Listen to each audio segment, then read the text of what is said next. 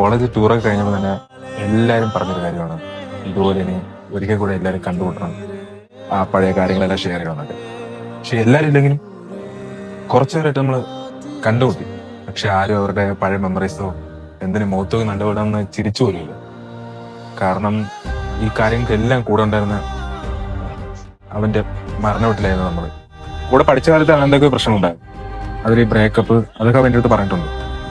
പക്ഷെ നമ്മുടെ അനുഭവങ്ങൾ വെച്ച് അതെല്ലാം അവനെ കളിയാക്കി പറയും, നിനക്ക് ഇതൊക്കെ വലിയ പ്രശ്നമാണെന്ന് പുച്ഛിച്ച് കളഞ്ഞിട്ട് പോകും. പക്ഷെ അവനതൊക്കെ വലിയ കാര്യങ്ങളായിരുന്നു.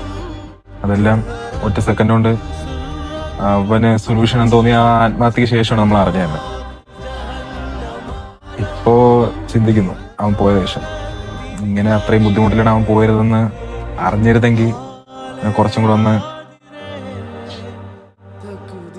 ആരുടെ പ്രശ്നങ്ങൾ നമ്മൾ ചെറുതായിട്ട് കാണല്ലേ.